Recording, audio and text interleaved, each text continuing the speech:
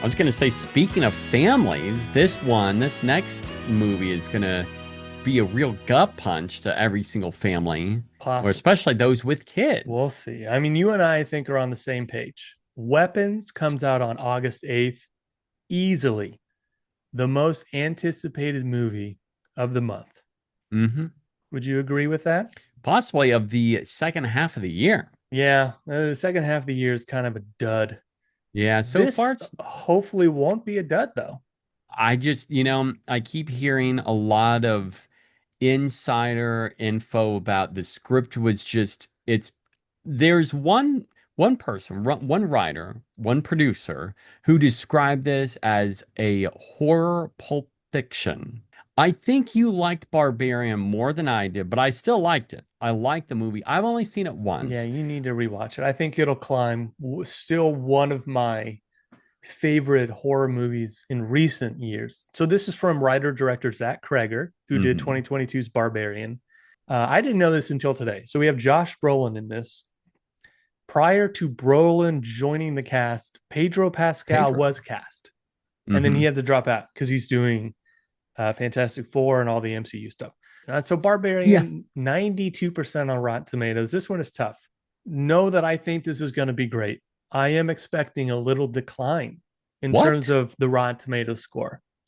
And here, Interesting. I'll tell you the score. I think I'm locking in 83%, and there's a reason why. There kind of is no rhyme or reason to it. I just feel like a lot of times somebody comes out and releases something that is well received, maybe within the horror genre. Whatever they follow up with is usually there's usually a little dip.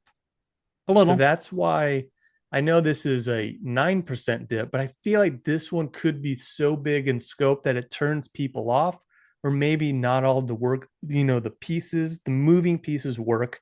So 83%. This isn't like a huge discrepancy, but there is a little bit. I do think, and I'm modeling this after Jordan Peele's Get Out and Mm-hmm. Jordan Peele's Us. Get Out, so Us was 93, got 93%, and then Get Out was one of those that historically is like 100% on Rotten Tomatoes for the longest time, then it dropped to 99. Now it's sitting at 98%. So 5% it dropped. Mm-hmm. I'm expecting something along the lines of that with this ish. I'm going to say this gets 90. I'm going to say a Wow. flat 90. I really do think this movie is something about it tells me that this movie will go even higher, but it's just going to be a subtle drop. Man, I'm actually very stoked. And like I said, this could be my number one most anticipated movie for the rest of this year.